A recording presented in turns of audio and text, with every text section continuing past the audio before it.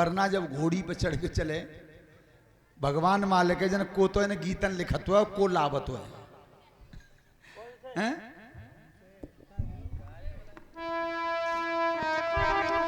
जब प्रधान जी हमारे जादन परना बन के गए घोड़ी पे चढ़े तुम चढ़े 2 बेर तो देखो जब जो घोड़ी पे चढ़े होंगे तो सबसे पहले हाथ करके का कहो जातो है अपनी अम्मी न लाओ न चाहिए कुसाउकारों के द्वार जमींदारों के द्वार अपनी अम्मा ने लायो न चाहिए कुसाउकारों के द्वार जमींदारों के द्वार।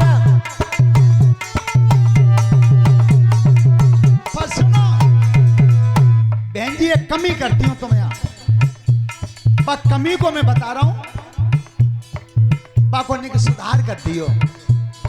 पहली कड़ी में तो जी कही गई कि अपनी अम्मे न लाए न चाहे कुछ साहूकारों के द्वार जमींदारों के द्वार और कछु आदि का कह रही है अपनी बहने न लाए न चाहे कुछ चौकीदारों के द्वार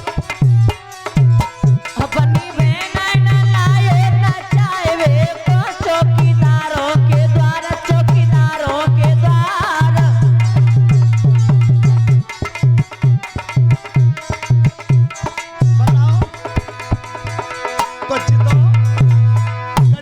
ले करो कि जमींदार किंतु कहते हैं चौकीदार किंतु कहते हैं। पहली लाइन में जमींदार बना दे दूसरे में चौकीदार को दे। ध्यान रखना जिस समय बारात चढ़ी है और भोलेनाथ आज नंदीश्वर पर बैठ करके जा रहे थे। एक बात और सुनना सभी माताएं बहनें बिटियां, लड़की के घर में सबसे ज्यादा जल्दी किनको होती है वरना देखने की? लड़की की मां को कि मेरी लली के ताए लला आए सो कैसे हैं। पर शास्त्री जी ये बात बहुत पहले रहेगी, बहुत पहले। लड़की की मां को लड़का देखे पहली बार तभी मिलता था तब वो मोहर धर के दरवाजे तक आता पहली बार। आज कहाँ है? आज तब मोहर धर के आता तो पहले 11 बार बूढ़ो खाएगो।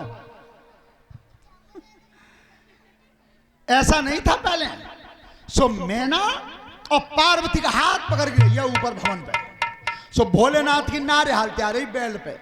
ए मैना ने माथे में हाथ मारो नारद तेरा सत्यानाश चलो जाए और जी और कहतो मोती के तेरी लली को ऐसा लड़का ढूंढो तीनों लोकन में उना है। सो मैना ने हाथ मार के कही है। सब देवता जा रहे थे नीचे। क्या? अरे कबर ना बूढ़ा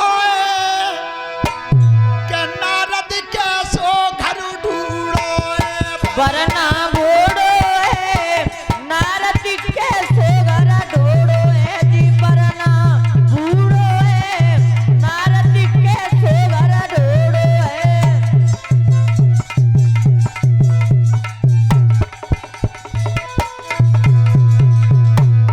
हाथी घोड़ा पे चढ़े नहीं पायो हाथी घोड़ा पे चढ़े नहीं पायो सुगड़ पालकी जिया नहीं लायो सुगर पालकी जिया नहीं लायो।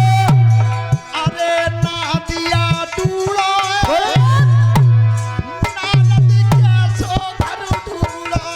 ना दिया ढूंढो है नारद कैसे घर ढूंढो है जी वरना बूढ़ो है नारद कैसे घर ढूंढो है।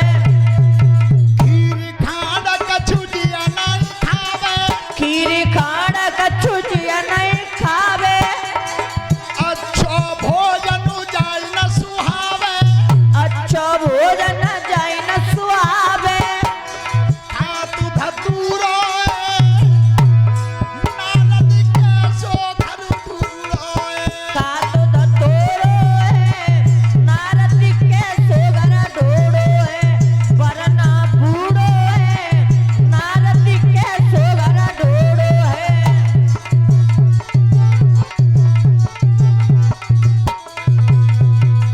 पार्वती ने दोनों हाथ जोड़े। मैया जो कह गई सो कह गई अब मत कहियो मैया अब नहीं। पार नाय कछु इनकी गति को पहले रूप हो मात सती को वो अब के बने गो पार्वती को मैया बार बार नहीं थे संग में मेरो जे अजन्माए ए लली जैसे बुरे भले हते तैसे निकल नहाए धोए तो आवते सब गांव हंस रहो है। ध्यान रखना विद्वानों ने गुण बताए हैं। अब उन गुणों में ते हम में तुम में अगर एकू ना है तो सही बात तो जैसा शास्त्री जी जीवे को अधिकार ही ना। बहुत बताया जाता है लेकिन हमारे गांव पैसे ही से ये रंजीत बाबू आए, ये मेरे साथ सुबह 4 बजे जाते थे जग के। अब भी जाता हूं मैं इस हाईवे के किनारे पे, लेकिन मैं ज्यादा से ज्यादा कोशिश आचार्य जी यहां से वही बात कहने की करता हूं कि जाका पालन में खुद कर लो। उतना ही कहता हूं, ज्यादा नहीं कहता। कोशिश भी करता हूं कि जो मैंने मुंह से कह दिया मैं उसका पालन स्वयं करूं पहले, लेकिन जो गुण बताए विद्वानों ने उनमें से अपनाना शुरू कर दो। क्या लिखा है?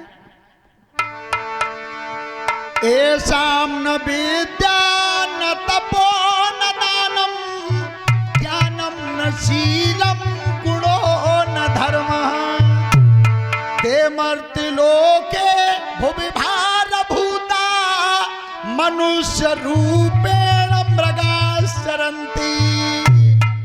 ध्यान रखना, न गुण है न सील है न धर्म है।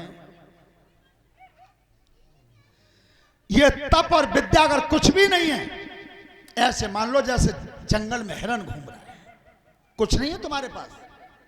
और जिसे तुम अपना माने बैठे हो कि जिसके वजह से हम बड़े आदमी हैं, वो कुछ नहीं है, वो कुछ नहीं है। इसीलिए हमारे विद्वानों ने बुजुर्गों ने गाया अपने गाने में, अब वो गाने ही खत्म हो गए। अब तो ऐसे ऐसे तो गीत गाने गाए जा रहे हैं तुमको भगवान ही मालिक हो, लेकिन वो बुजुर्गों के गाने खत्म हो गए। हमारे बुजुर्ग गाते थे पहले फागुन के महीना में, क्या अरे रसिया रसिया कोई मात करो रे गुमान रसिया कोई माती करो रे गोमान रसिया कोई माती करो रे गोमान। अरे भरोसा नहीं जाते हाथो रसिया कोई माती करो रे गोमान गोमान रे कोई माती करो रे गोमान। अरे भरोसा नहीं जाते हाथो।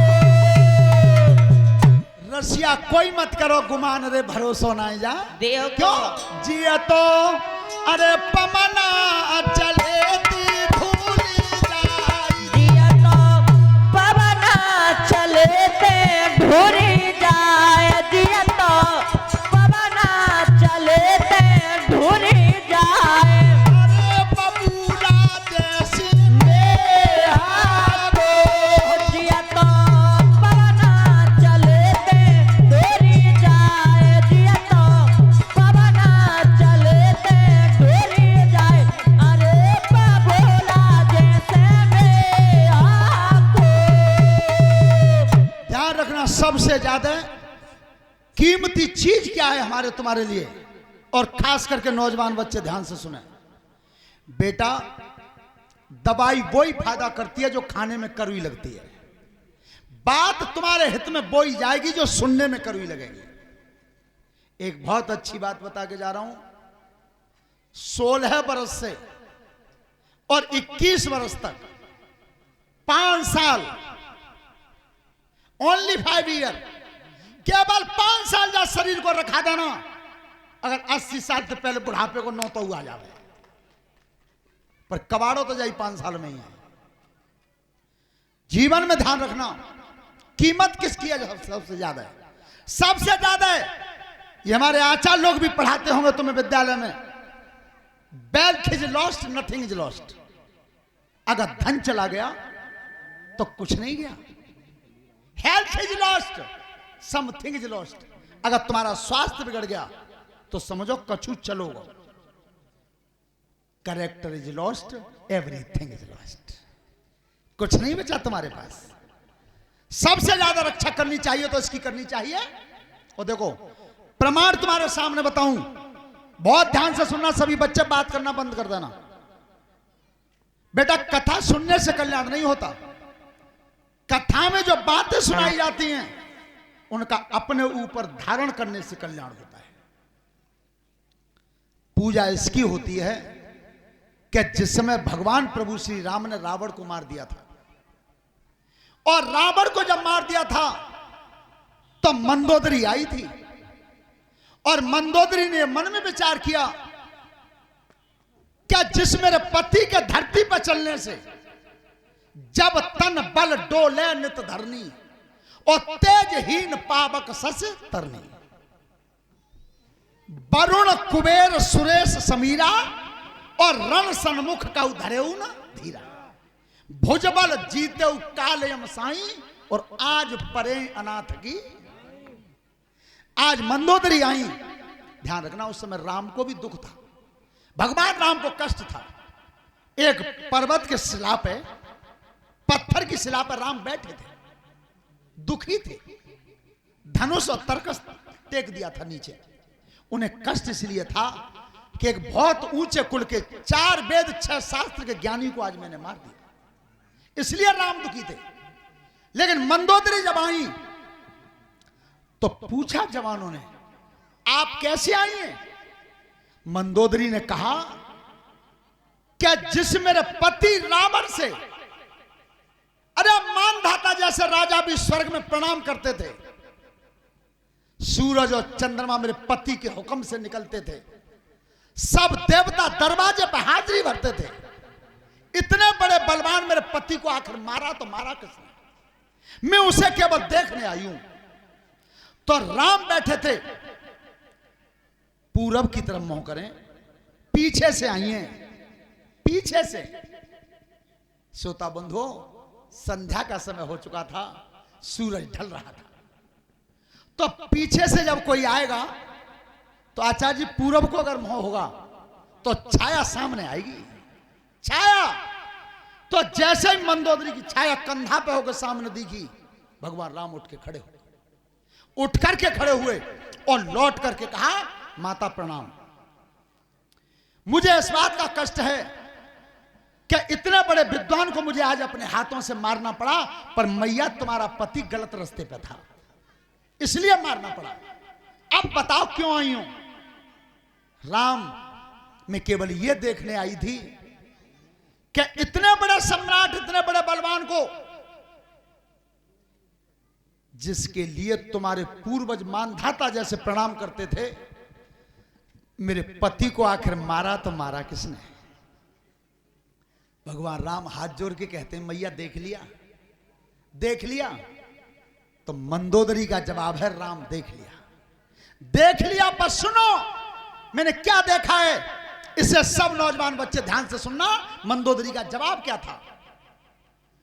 क्या जो पूरे विश्व में 5 कन्याएं बोली जाती हैं उनमें सर्वप्रथम मेरा नाम आता है मंदोदरी, और पूरे विश्व में 5वें स्थान पे और आती हैं मंदोदरी। जो सबसे ज्यादा सुंदर थी वो मेरे पति रावण की पत्नी होते हुए वो दूसरे की नारी को जंगल में हरण करने के लिए भागता रहा, वो तो मेरा पति रावण है। और जो दूसरे की पत्नी की छाया देख करके प्रणाम करता है वो राम है, वो राम है। तो मैंने प्रणाम बेटा इसलिए तुम्हारे लिए कर दिया है कि मेरे पति का चरित्र इतना उतर गया कि पर नारी के लिए जंगल में घूमता रहा, वो तो रावण बना। और जो राम दूसरे की नारी की छाया को भी प्रणाम करता है वो राम है। बोलिए सियावर रामचंद्र की। तो पूजा हमेशा चरित्र की हुई है, कभी शरीर की नहीं हुई, शरीर की नहीं हुई। सभी प्रेम से ताली बजाते हुए भगवान के नाम का भजन बोलें। और प्रधान जी तुम्हारी सूचना आ गई है, कल की तरह 1 मिनट नाच दो। हाँ, बालक ने सूचना भेजी है, चलो कोई बात नहीं।